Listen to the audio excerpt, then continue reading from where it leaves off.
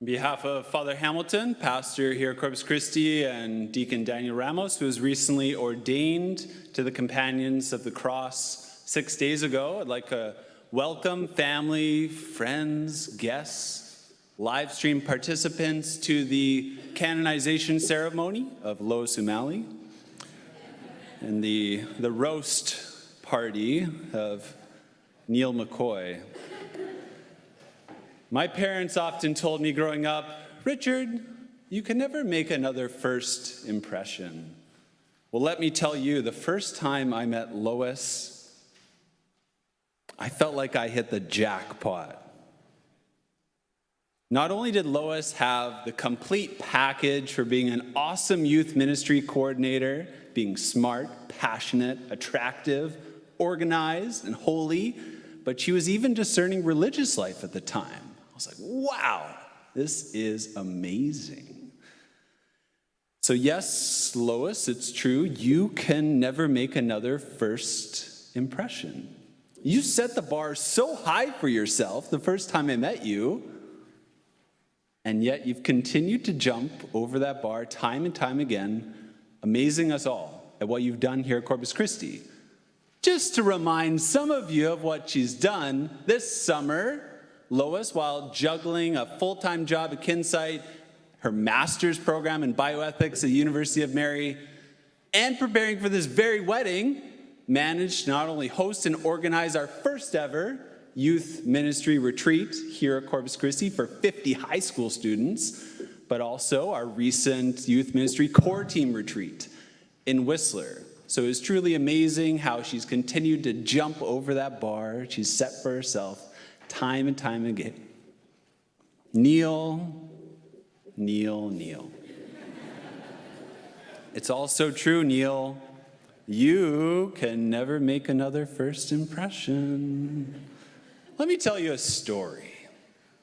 One day during a time of spiritual direction with Lois, after talking about the beautiful opportunity of possibly joining a religious order of the Sisters of Life in New York, Lois tells me there's a guy who's asked her out on a date. His name is Neil. Neil, I say, inquisitively. Yeah, you've met him before. I have?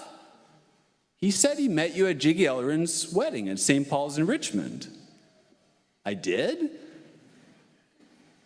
He said he called you Father Rodney. Oh yeah. That Neil. Ugh. Well, Neil, my friend, you can never make another first impression. Whereas Lois set the bar so high for herself, she's amazed us at jumping over that bar with grace and ease time and time again. You, my friend, have set the bar so low for yourself.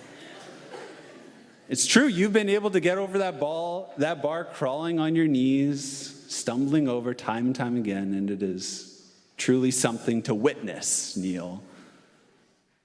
Let me give you an example. I asked Neil the $1 million question during the marriage prep interviews. Neil, why do you want to get married to Lois? Expecting some classic answer like, I just love her so much, or I just can't see myself without her. Neil once again crawled over that bar with an answer, Lois really wants me to get to heaven. Like, really? My first thought to this answer, no joke, was, Neil, I really want you to get to heaven too. I don't see you proposing to me for anything.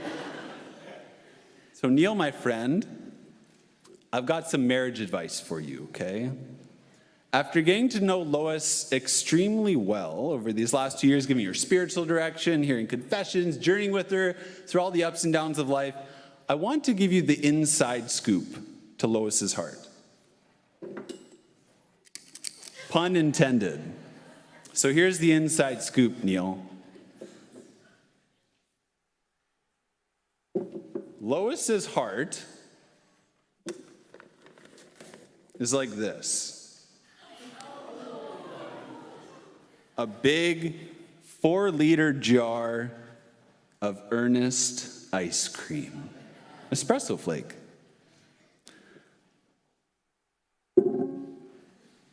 Whereas most people's hearts, Neil, are like this: small pints that are full and kind of getting soggy, wet. Lois has a really, really big heart. And because she is so generous and so giving all the time, her heart often gets empty. And Neil, by choosing to get married to Lois today, in a way, you're kind of choosing to be like a full-time employee at Ernest Ice Cream at one special location, the heart of Lois. And just as it would be absolutely ridiculous for you to fill this thing with stuff that you enjoy, like, Japanese manga comics, Hunter x Hunter, or cheese dogs, list could go on and on. It would be ridiculous to put that stuff in here. Because why? The jar is made for one thing: espresso flake, the best flavor of Ernest ice cream, possibly the best ice cream in the world. The same is true with Lois's heart. Lois has a unique way for her heart to be filled, a unique way to receive the love of God, a unique love language. And you, my friend, are being called to be like the full-time employee at Ernest Ice Cream at the one location, her heart. Now, your job, what is your job? Your job is to simply provide the milk. That's your job at this location. You provide the milk. You provide the daily sacrifices. You put in the labor of bringing the milk. Jesus, his job is to change the milk into ice cream, okay? Jesus, he changed water into wine at the first wedding, and he can change milk into ice cream at this wedding. That's what he does. He works the miracles. But you, my friend, have to put in the labor, the daily sacrifices every single day, showing up to provide exactly what Lois needs for her heart. So you have to do that. Because if you don't, Neil, if you put the manga comics in there, hoping that that's what she wants, or the cheese hot dogs, if you don't, Lois is going to feel the ache. She's going to feel the hunger pains for God's love. And Lois will be hangry. And no one wants to see a hangry Lois, Neil. Okay, all jokes aside, today we celebrate the nuptial mass of a great, great couple. This couple I've spoken about often, many times to other people, as a model couple for today's youth.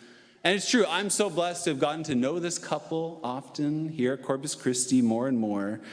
The man of this couple, many here wondered whether he would have the courage to go all the way and to propose to the bride. Many wondered whether he would take that leap of faith. And the woman, many too wondered about her future. So many options, whether she would say yes to the proposal of marriage. This couple, of course, that I'm speaking about is Jesus and his bride, the church.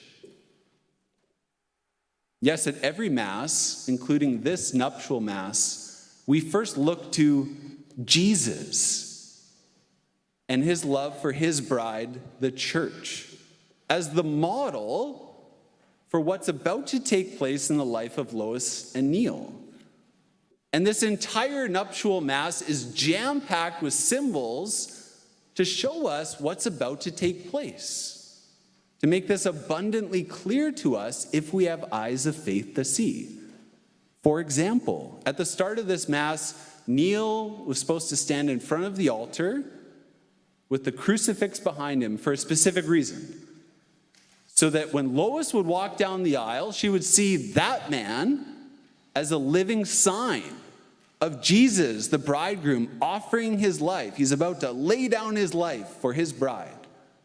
That's what was supposed to be abundantly clear to us, both in the big sacrifices like the cross, in which you're doing today. You're laying down on the cross. And that cross was the nuptial bed for Jesus when he consummated his marriage, when he laid down his life for his bride.